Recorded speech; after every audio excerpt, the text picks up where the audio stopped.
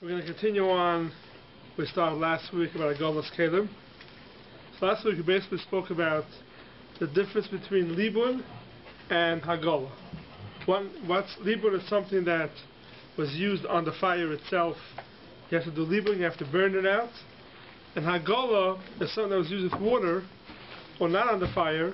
You do Hagalah, as we know, you put it in a boiling pot of boiling hot water, and that's how you machshir it. So today I'd like to go through to explain what happens. How does that process work? And what needs Hagalah, what doesn't need Hagalah. So we spoke last week that Libun, what it does is it burns out any chametz that's in the metal or whatever it is that you're trying to kasher. It goes inside and it burns out the chametz, doesn't pull out the chametz. Hagalah works differently. Hagalah, you take your silverware, whatever it is, in your pot, and you put it into a big pot. You do Hagalah. Hagalah pulls out the chametz that's in the walls of the kli, and that's how you machshir the kli. That's how you take out the chametz. There's two things we have to understand when it comes time to Hagalah. One thing is, how hot does the water have to be when you're pulling it out? In order to pull out the chametz from within your utensils, how hot does the water have to be?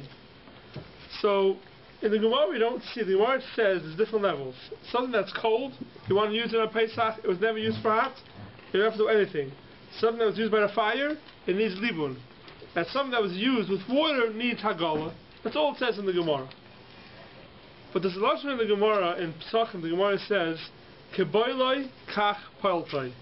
Keboiloi kach poiltoi means, Keboiloi, the way it absorbs it, that's the way poltoi, it spits it out. Keboiloi, the way it takes it in, kach poltoi, the same way it spits out what's in the kli. So the Rishonim go ahead and they say that it depends how your utensils were used. Meaning, something that's used ala ish or kli rishon. Kli rishon is always the pot that you cooked with it on the fire. That's called the kli rishon, whether it's for Shabbos, whether it's for Hagalah. That's called a kli rishon, the first kli that was on the fire. You take a pot, you cook up something on the fire. That's called kli rishon. So let's say you make chametz in that pot. You made noodles in the pot, let's say, and now you want to do Hagalah on that pot. So the only way you can do Hagalah on that pot is if you take that whole pot and you put it into a kli rishon. It has to be a kli rishon, the first pot that was on the fire. That's called Hagalah of a kli rishon. Something that's used as a kli sheni, for example, forks, spoons, plates. These things never were on the fire. You take something that was on the fire and you put it on to the plate. That's called kli sheni. It's the second kli from the fire. Those things don't need Hagalah on the fire. They don't need Hagalah of a kli rishon. You don't have to do Hagalah on that to take that and put it into a pot of boiling hot water that was on the fire. If you take boiling hot water and pour it onto the plate, that's also good enough. That's called kli sheni. That's called kli sheni.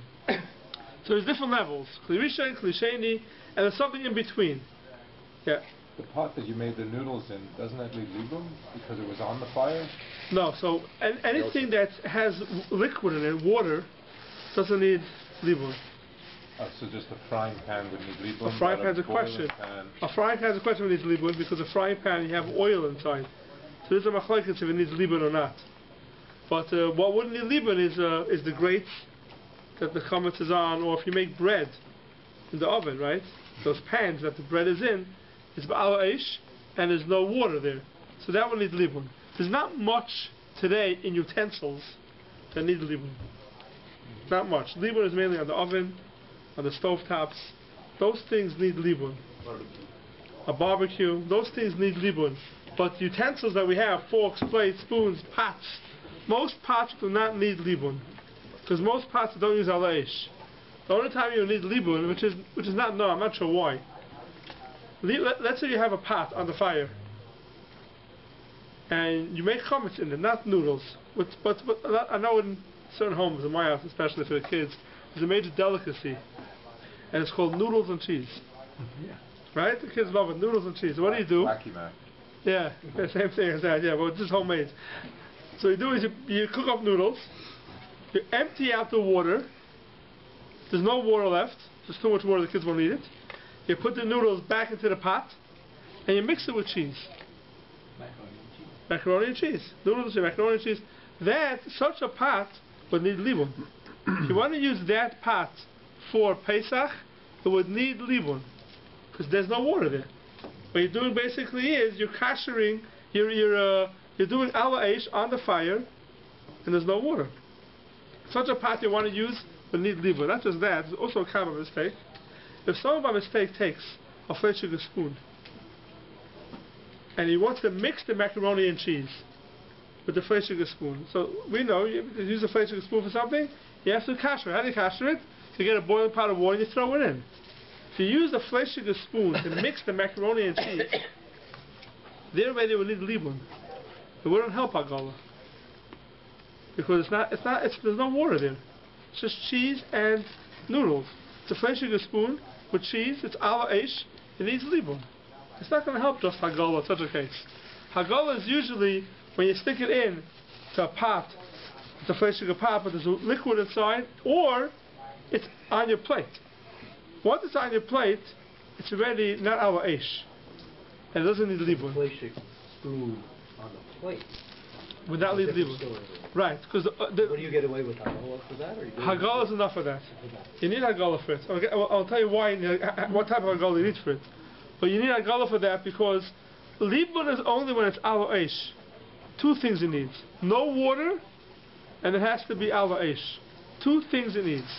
Once it's missing one of those things, even though there's no water, but it's not ala eish, it's on your plate, then it doesn't need libun anymore. When you're mixing the noodles, the spoon's never touching the fire. You're only right, the pot. But that's called ala eish. That's still kli, so that's the spoon's still a kli rishon. Yeah, the spoon is in a kli rishon, and the cheese is considered ala eish. It's considered ala eish. The spoon's not on the fire. Right. It could be that some places they make because the spoon is not called ala eish because it's not mamash ala eish. It could be. It's just like using a milchik fork to flip a hamburger on the barbecue. A milchik fork like to flip a hamburger on the barbecue, yeah. Everyone agrees needs libun. That's not a question. It's similar to what you're saying though. Right. It's similar, but the thing is, he's saying it's a pot around it, so maybe it's not mamash ala eish. That's really ala eish. Yeah, if you take a milchik spoon, a milchik fork, and you flip a hamburger on the grill, it needs libun. It's not going to help Hagalos. That's mamash ala eish. This thing where it's in the pot, I'm pretty sure it would need libun also. And if it's liquid, then it's... Once it's liquid there's no more libun. That's Hagalos enough. Hagalos enough. Once it's liquid, there's no libun, because it goes in with water, it's easy, it comes out with water. Libun is only if it goes in with the fire puts it in. It's the heat of the fire that's putting it in, not the water. So that's a kli rishon, and we don't cash it today. I mean, if someone want to cash such a pot for Pesach, we have to do libun. Yeah. And frying pans also a shayla. Depends how much oil they put in. If you just smear the bottom with some, oil, it's not frying it in oil, which today you have in the Teflon pots, which you don't have to put any. You don't have to fry it in oil. You just smear a little bit of something on it. That's called ala eish. That's what I consider ala eish. If you want to cash with those pots for Pesach, for these for chametz, it would need libun. Hagalos would not work for that. Yeah, you can't do libun. You can't do libun on Teflon. Yeah. So you couldn't do it. Right. You couldn't do it. Yeah. So those are things that need libun and Hagalos. But what I want to get into is Hagalos is pulling it out. So if it's a kli rishon ala eish, if it's a kli rishon, you have to do Hagalos on a kli rishon. Forks, plates, which is not a kli rishon, you don't have to do Hagalos with a kli rishon. You can do a kli sheni. And the same thing is irui. Something called irui kli rishon, which is in between the kli rishon and the kli sheni. Something that chametz touched it through pouring from a kli rishon, which is you take your thing out of your pot, you pour it into a sifter, the soup, whatever, anything you pour out into something, that's called irui kli rishon. When you take the water out of the noodles, right? You pour it into the strainer, right? You pour it. The strainers are irui kli rishon. What happened to it? Kli rishon hit it, from pouring it. It's not a kli rishon itself. That a kli sheni won't work. For that you have to have also, to kasher it, you need irui kli rishon to go onto it. That's the different levels. So now, let's look at our sinks. Right? There's a famous shot. How do you kasher a sink? What is a sink? Is a sink a kli rishon? Is a sink a kli sheni? Is a sink irui kli rishon? It's in the middle because you're pouring from the hot stuff right into it. Right, so basically a sink is irui kli rishon. You're pouring from a kli rishon into your sink. So if that's the case, how do you kasher your sink? Boiling hot water. You take boiling hot water off the fire and you pour it in. It's irui kli rishon. It should be enough. It should be enough, but there's one problem with that. And the problem is like this. There's a mashal which comes up a lot in Hilchos Shabbos. It comes up a lot in Basar B'Cholov. Kli rishon is something that's on the fire. You pour out of the kli rishon into a second kli. It's called the kli sheni. Says the mashal, that's only by liquids. A liquid, a soup or something like that was in a pot, you pour it into a kli sheni, that's what's called the kli sheni. When you have a dover gush, which means a solid thing, for example noodles, that, even though it's left the kli rishon, and now it's in a kli sheni, it still has the status of a kli rishon, because it keeps its heat. It keeps its heat. It has a status of a kli rishon. That's why some people say, kli sheni is no bishul, but if you have cholent with potatoes, hot potatoes in it, and you want to put they put the cold cuts on it, you have to be careful, because that has a status of a kli rishon, and it's called bishul on Shabbos. So anything that's a solid has a din of a kli rishon, even though it's out of a kli rishon, and now it's in a plate. We keep it the status. It's not called irui anymore. So you take your noodles from the oven, you pour it into the sink, into a strainer. A lot of times it misses it. The noodles go straight and hit the sink. So when they say it's irui kli rishon, according to Mashal, it's not an irui kli rishon. According to the Mashal, those noodles that hit the sink has a din now like a kli rishon itself. So now you have a problem. How are you going to kasher it? How do you know? Because the noodles do cool off after a few minutes. Is there a point that it's no longer kli rishon? Yeah, if it cools down, it's not kli rishon. But usually take the noodles off the fire, it's very hot, and you strain it in the sink, it happens. And even that's that. Any type of chametz that you spill out into the sink that's boiling hot. If it's a solid, even soup, if there's solid in there, but that's not chametz. No, it's chametz. You have to have chametz. If there's chametz inside and it's a solid, so now basically your sink is not an irui kli rishon. We don't have a din that you pour a kli rishon onto the sink. It has a din of a kli rishon itself. What's the halach of a kli rishon itself? You have to kasher it in the original kli that was on the fire, or even maybe on the fire. How do you put your sink into that? You can't. That's the problem. What do you do with your sink? You can't do tops. You could do libra now. You could do libra now. You could do libra. Yeah. So we'll get to libra in a second. The sink. So then you have a problem. How do you do irui? How do you do a hagala? Same thing with the countertops. If you want to kasher your countertops, let's say they're kasherable, stone countertops. You want to kasher them. So what do you say? The most that comes onto the countertop is irui. Is pouring from a pot that was a kli rishon. But it'd be a kli rishon itself, because things would fall in. Right. So, but if you say that a solid thing has a din like a kli rishon, so something from the pot falls onto the countertop, it's like a kli rishon. So you have to kasher it like a kli rishon. That's where we run into issues with the countertops and the sinks. If you go with the mashal, then we have chumras here. If you don't go with the mashal, so it could be meko. But the most points come today are machmer with the mashal. In Hilchos Shabbos and Hilchos Taruvis, we pass with the mashal. So if that's the case, then your countertops and your sink have a din like a kli rishon. How do you kasher it? So the way to kasher it is, the famous way is with the Evan Malubin. Someone that needs a kli rishon, you pour from the kli rishon into it. The halacha says you have a huge pot, and you're not going to be able to get that pot into another pot. So you fill up the pot with water, boiling hot water, and you take a boiling hot stone, which is called an Evan Malubin, a stone that became white, it's very, very hot, and you drop it in. And it keeps it bubbling, the water, even when it's off the fire. So that's one way of kashering your sink. It's called Evan Malubin. This Evan has to be on the fire. Has to be on the fire. Correct. It wouldn't work to use like a plugged-in kettle that's mamish boiling. Oh, so we'll get to that in a second. So that's an Evan Malubin. You take it, you put it on the fire. It's very, very hot. You take it straight from the fire and you put it into your sink that's already filled up with boiling hot water. That's called an Evan Malubin. That's one. It's very hard to do, and just be very careful not to burn yourself. But that's one way people do it. Doesn't help with counter. Doesn't help with counter. It depends. A counter also. A counter, if there's a lid, if there's a lid around the counter, you fill up the counter with water. Counter doesn't. Boil. What he has Some counters, especially the stone ones, have like a little lip. And that lip, you fill the lip with water, and boiling hot water, and you put that movement inside that. The easiest way is just to cover it. Yeah. The easiest way is just to cover your countertops. So the counters is best thing is to cover them. So I could put but the sinks, the problem with the sinks are a lot of times they put the inserts in the sinks. It gets very uncomfortable. It backs up a lot of times. So some people try to kasher the sinks.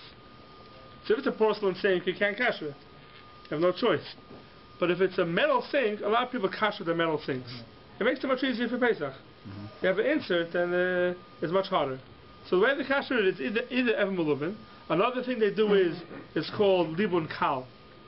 And they'll make a libun kal we spoke about last week. There's regular libun, you make it boiling hot. Libun kal is if the metal gets so hot that the opposite side that you made it hot, what's called straw gets burnt. That's called libun kal. Libun gomer means you take it and you make it red hot. Libun kal, which is the lower level of libun, is you make it very hot. Then on the other side, if you take a straw and you put it on the metal, it's going to burn. So it doesn't get red hot. That's called libun kal. Now a lot of people are matter libun kal in the sinks. So what you do is if you have a blowtorch, you can make the metal of your sink hot enough that a straw will get burnt if you put it on the other side. So a lot of people do that. A lot of people do libun kal on the sinks. They take a blowtorch and they go around the sinks with the blowtorch. If you do that, you don't need anything else. That would be the... Right. Yeah. You do libun kal, you don't do anything else. But the problem with libun kal is you can't do libun kal on your whole sink.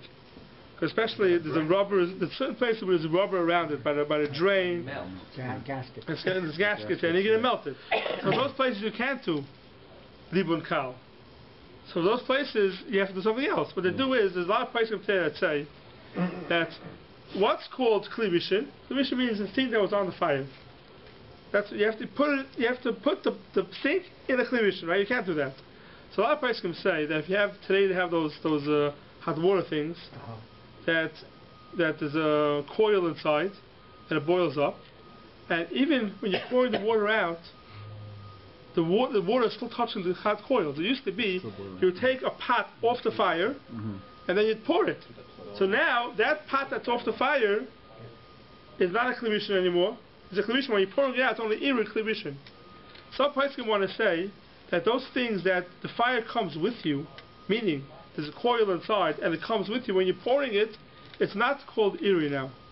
That may have it done like a real kli rishon. So regular kettle. Right. But it has to be continuously plugged in. But it has to be plugged in while you're pouring it out. It has to be plugged in. While you're pouring it, it has to be plugged in. What about the steamer? Gives hot steam. It's automatic shut off. No, steamer's not enough. But you keep Steamer's not enough. shut off. No, I heard it helps. Yeah. What does the steamer do? Like for example, counters you can go on. Steam is hotter than water. High pressure Steam. And it's coming from the fire? Yeah, It's plugged in like Oh, it's that. plugged in. You mean And that? it's steaming. So I guess the steam is the same thing as the hot water. Yeah. The only thing with steam though is if it's hot, really hot when you go close to it, but very like 5 inches away, it's not hot anymore. So you have to go very close. So you have to have a cheese there. Yeah. Yeah, but you do it. You kettles now, they have coils at the bottom. Right. And it doesn't go, if you keep the lid open, I know I have one, if you keep the lid open, it never goes off. Because usually it goes off automatically. Yeah, so you do is you hold the button down. Or you hold the button down, or you keep the lid open. Keep the lid open. It keeps going. Yeah. I found that out by mistake. Because I kept the lid open and it Then you have to line the sink. Then if you kasher the sink, you don't have to line it. No, you have to have it overflow around the out. No, it's only if you're going to do Evan Malubin. Evan Malubin, you have to fill up the whole sink with water, even the tops, and then put the hot stone in it. And this way you just have to just pour. Right. That's right. So some places hold that way.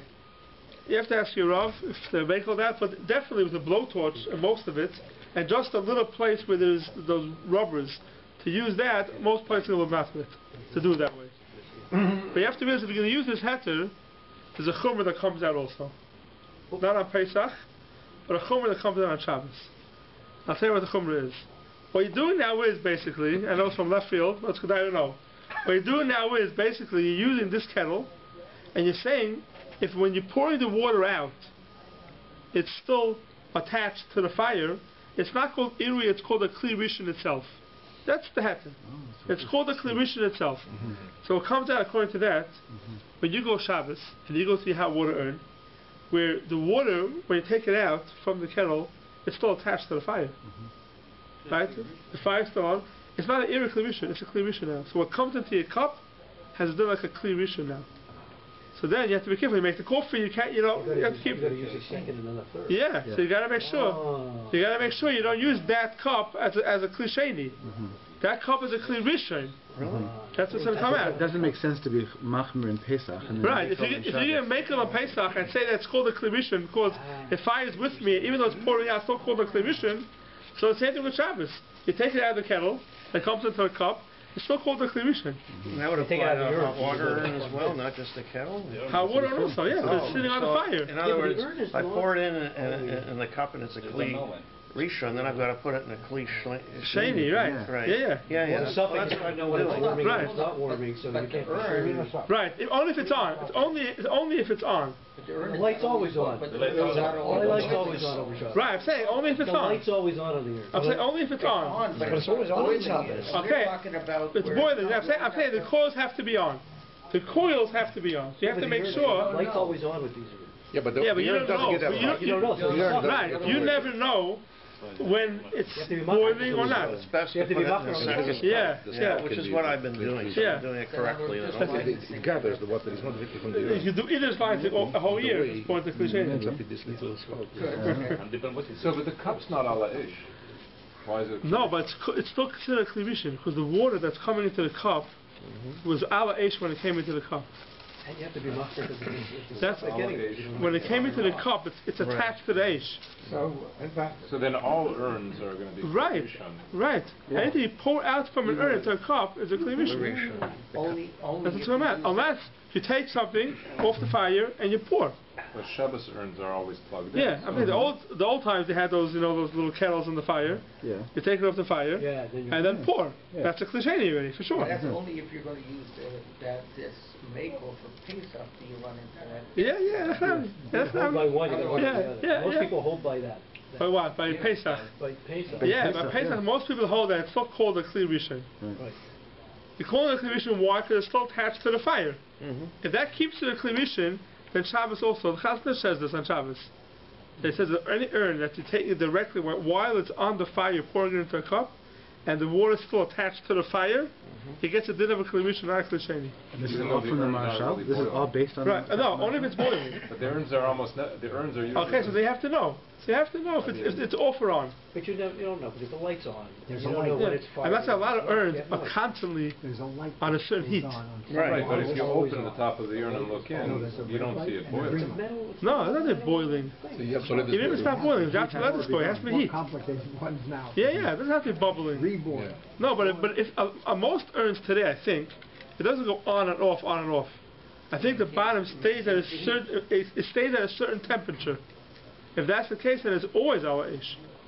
The water is always our ish if that's the case. Much better just to add the extra cup in the process. Yeah, so much easier than butts with whether right, that's what I mean. You don't know. That's a question. There's another thing I want to speak out here. That was worth the price of admission just for that.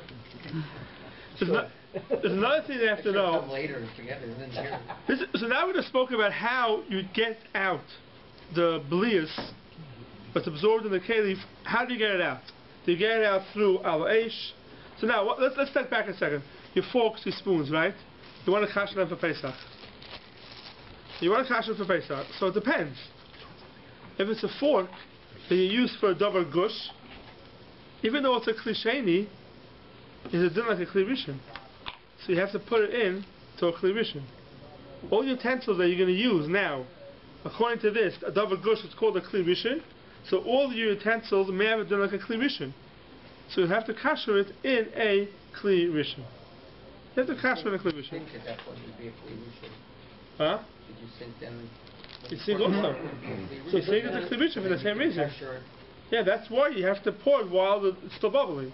But then you can catch your utensils in there. The same way, yeah. So you're talking about if you wanted to use your everyday... Yeah, everyday stuff. Even if you haven't used it over 24 hours, that's... Oh, so we'll get to that in a second. Even so. Does that come into play? Yeah, we'll get to that in a second, what that helps you.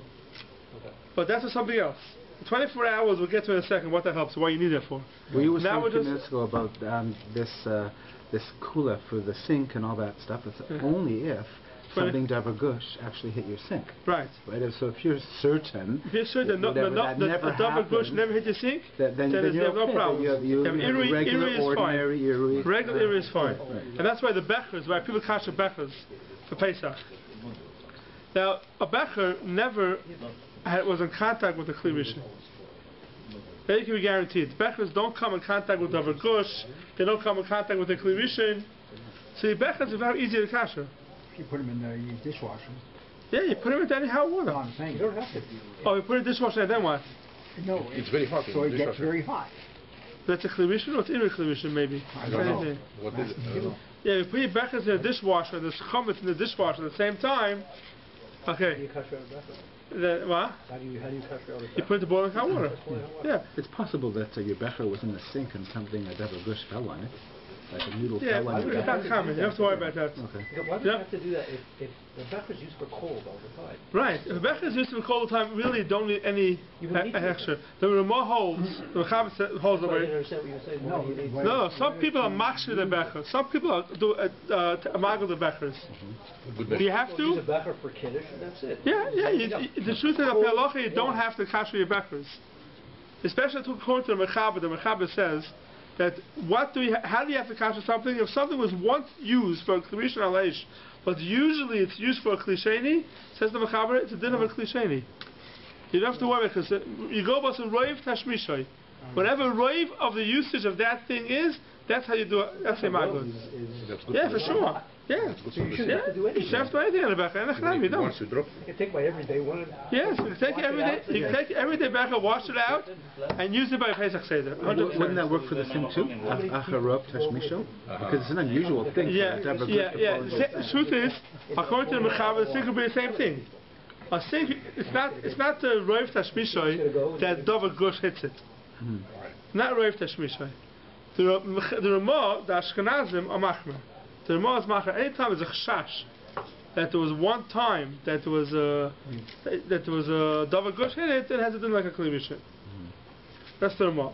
Rabbi, when you pour boiling water over your forks, you said you're pulling out chametz. It's not if it's literal chametz or it's tam chametz. Tam chametz. Okay. Because otherwise, what happens to the water? That's the next part of shit. Okay. Don't get into now. Now we're going to spoke about how do you get it out. How do you get it out? We're going to spoke about it. Now, Libon, we said, burns it out, so there's no more chametz left. Hagala pulls it out. So what are you gaining? You pulled it out, you have a pot, you put chametz kelim into the pot, it pulls it out, so the chametz is in your pot. So what are you gaining? So now the chametz goes back into your kelim. So what are you gaining by kashering your chametz things in water? It pulls out the isser, and then it goes right back in. So, what? It's almost like you're diluting. So there's two answers to that. One answer is bittul b'shishim, meaning you take chametz utensil, you put it into water, but it has to be 60 times the utensil. So when the chametz comes out of the utensil into the water, right away it becomes bittul b'shishim. The 60 times the amount, Allah is, if the 60 times the amount, it's bottom. Now, even though we know that chametz is also filled by mashru, that's only on Pesach. Before Pesach, chametz also becomes bottom with 60. So you take your utensils, you make sure it's 60 in the water, you put it in, it comes out, it becomes bottom in the water, and then your utensil is fine. The chametz comes out of the utensil, it's in the water now, and it doesn't go back in because it's bottle b'shishim. And it's not aim about because it's not Isra. No, because you could. No, because that would be the case. Then if you have a tray filled spoon, you use it by mistake for milking some fleischiks. How do you do a goal on it? You take it, you put it into a pot of 60, and it's bottle. And there, it is. and there is Isser. There is Isser. So the answer is... You're talking about spoons and forks, but you never mentioned knife. What is the position with the knife? Okay. I want to get into that, but now they brought it up. Now they brought it up. I'll get into that soon. No, but the Shishim is in the Chatchila. We'll get to knives. I don't want to get into knives. The whole sugi about knives. We'll get into that soon. And what you cut with the knife? Yeah. But bitter b'shishim now with the If something is bottle b'shishim, it's mutal lechatchila. You can't go ahead lechatchila, and if you have a pot, you want to add something to the pot and it's less than 60, you're not going to go lechatchila and add it and say, oh, and now it's bottle, now I can eat it. You can't do that. Right. But over here, the Chachamim speak about it, and they say that it's not a problem of emavat misla lechatchila here, because here you don't need the water. You don't want the water. The water is throwing out. So if you don't want the water, it's not a problem. You can take something Isser, put it into Shishim, and now you don't want the water. What are you trying to avoid? Getting back into your spoon. Right. Fine, that's fine. Into the walls of the pot. Back into the walls of the pot, right. Even the walls of the pot could be an issue. That's one way out. The other way out is called Ein Ben Yomoy, meaning the halach is that blias, anything that's absorbed in a kli for more than 24 hours, becomes a noisid tam lefkam. Meaning it gives a bad taste. It's a bad taste. So while you can't use that spoon lechatchila, even though it's a noisid tam lefkam, but if you take that spoon or the utensil and you kasher it, so whatever comes out of it is now a noisid tam lefkam into the water. It's giving a bad taste into the water. Even if there's no 60 in the water, it becomes bottle right away. Even if there's no 60. So if you have your pots that are Ein Ben Yomoy, let's say you have a pot, it's a big pot, you're not going to get another pot of 60 times that size. So what do? You wait for it to be Ein Ben Yomoy, and then you put it in. So now whatever comes out into the water right away becomes bottle, and it doesn't come back into your pot. And this is what you have to use on your sinks and your countertops. Let's say you pour the hot water on it, right? So you pour the hot water onto it, the chametz comes into it and goes right back into your sink. So what do you do with that? How does that help? So there you have to wait 24 hours, because you don't have shishim. You'll never have shishim against your sink. So for your sinks and for your countertops, all these things, you can only kasher them after you know for sure 24 hours passed and nothing hot touched it. Nothing hot, okay, nothing hot touched it. Nothing hot, yeah. Cold is not a problem. About the water, I don't want the water. That means I can't do another gallon? You could do another water? Gallon.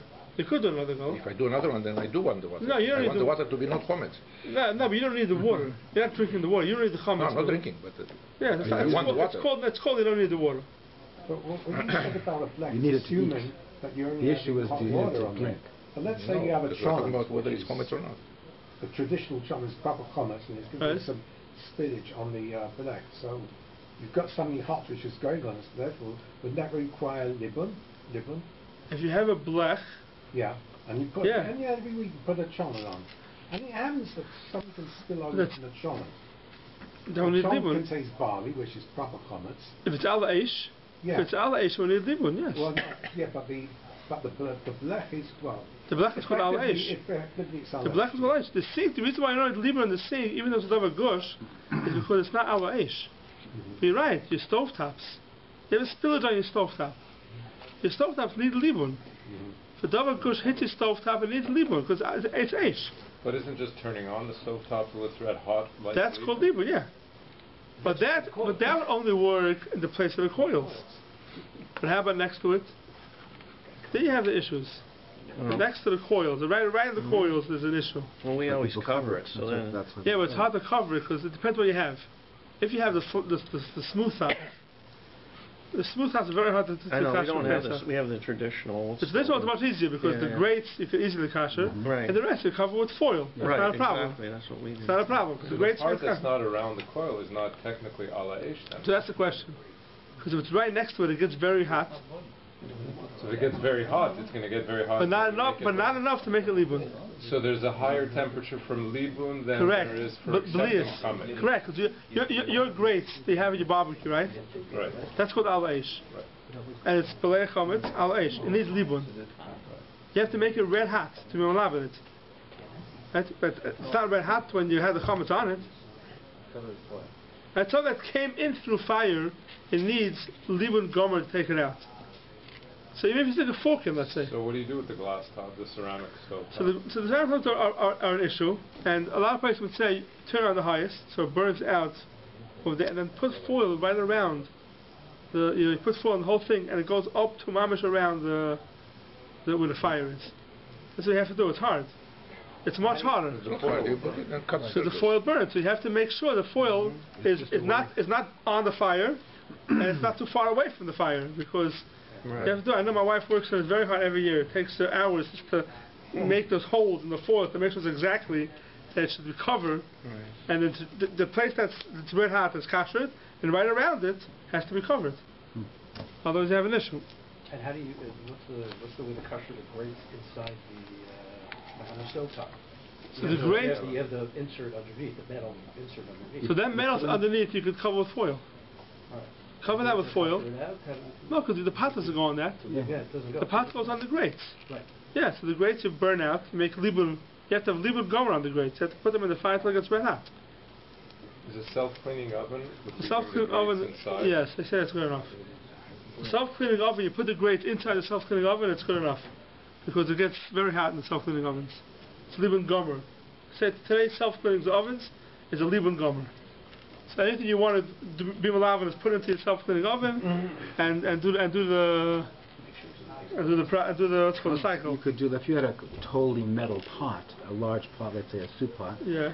You could put it in the oven. Yeah. And leave it covered. The handles might not come out. Yeah, the handles. Sometimes the handles are also metal. Everything is Cuisinart ones like that. Yeah. Now with the knives are a whole different shiloh. The problem with knives are the knives that you use a lot of times are laish. This is the one that says knives. Okay, our knives we don't use so much, but the one that says that knives they use a lot of times al aish. So if you use al aish, let's say you're making meat or something and you stick the knife in, so that's for meat. But chametz today, our knives don't use so much for chametz al aish. But let's say a knife not for chametz. The same questions are by basar b'chalav. Using a milchige knife al aish for a hamburger or whatever it is. So now a chayro should need libun, and it does need libun. By Pesach, there's already a kula by knives. By Pesach, there's a big machlokes in the Rishonim if knives need libun, even though they were used al aish. And the question is why? Why should knives be different? So in the Mechaber, it doesn't say anything about knives if it was al aish or not. It says Hagalos enough. And the question is why? I'll tell you b'kitzur what the reason is. So it's a whole sugya, complicated sugya. There's a sugya called Hatera Bala and Isura Bala, which means some poskim hold that when you come into kasher for Pesach, you never ever need libun. You only need hagala. You'll never need libun. Why? It says by kachim, when you have the kachim on the mizbeach, right? So if you leave it overnight, you're not allowed to eat it anymore. It becomes nicer. It's also to eat it. They had kelim that they roasted the meat in. So that clear that you roasted the meat in has now in it the tam of the meat. What happens is, the next day, it becomes nicer. So what do you do with it? You have nicer now in the walls of your pot. So how could you use the kli again the next day? It's nicer. So the one says, Kol yom nasa gil lechavere. Every day, it makes another hagala, because you make it hot again, and it does hagala for it. Says the Gemara, hagala, it needs libun. It's al aish. You use those things al aish. How does hagala work for that? So the Gemara says, hetera bala. Hetera bala means if something, when it came into the walls of your pot, was heter, and later on it turns into iser, for that you never need libun. To get that out, all you need is hagala. That's what the Gemara says. End of Avodah Zarah. For that, all you need is hagala. You'll never need libun. Hetera bala. The question is, what's chametz? Chametz comes into your pot. It's heter. When it comes Pesach, it's to become aser. So is chametz called hetera bala or not? Is chametz called that it came in beheter? So now all you need is hagala to get it out or not. So big machlokes in the poskim. big machlokes in the Rishonim, because they say that nicer, when it came in, it wasn't nicer at all. It was meat, kosher meat. The next morning it became nicer. Chametz, when it's in your pot, it's chametz. It happens to be the chametz not also yet. Chametz is first going to be also in a couple of days, but chametz it is. So this is a big machlokes in the Pesach. There's only a term. It's still the same item. Yeah, but it has to change to become nicer. Its status changed. Its status changed too. No, chametz is the same. It became usher. But the halacha chametz is only also on those days. Which every way I'm going to tell you, whichever you're going to say, you can look at it both ways. After Pesach, it's going to become mutter again. Yeah, you can look at it both ways. It will never become mutter. Right, so you can look at it both ways. This is the machlokes in the Rishonim. Right. Right, so this is the machlokes in the Rishonim. How do I look at it? Is chametz the same thing as nicer? It's called a teira bala because we came in it was heter, or no? Chametz is also. Right now, it was always chametz. Right now, it happens that chametz is mutter. Nicer, you can't say nicer is mutter, nicer is never mutter. When it came in, it wasn't nicer.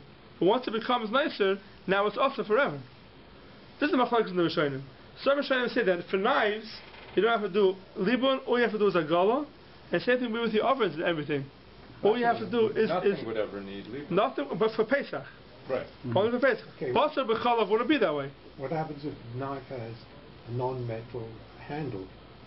Say mitre or something like that. Right. So you can't really apply libun to that technique. Right. So therefore, in certain cases, even today, even though we pass on the Chara brings down, we pass on the Chumrah that you need libun on things that need libun, but in cases where you cannot do libun, there's coolest to do Hagalah. For this reason. For this reason, because of Hatei Bala. And that's why knives is something we apply the heter to a Hatei Bala, because knives are very hard to do libra on them, because they have grooves in them and they have handles on them. So for knives we do Hagalah. Even though we pass in Hatei Suda Bala, but for this we could use Hatei Bala. It's also in itself Hatei Bala, but it's good to know that there is a kula on Pesach more than you have all year round in the Gei Hagalah. The original pot that you're going to use for Hagalah is a chametz pot. Yeah. So, how do you kasher that pot that you're going to do the Hagalah in? You have to kasher it. If it's a chametz pot, if it's a chametz pot all year, you have to kasher it. Either you fill it up with hot water to the top and you put every mulubin in. Okay, so that's right. Yeah. Most of the time they have a special kashering pot that's never used for chametz. Right. That pot has to be kosher with Pesach. You can't use a chametz in the pot. Yeah, kosher with Pesach pot, yes.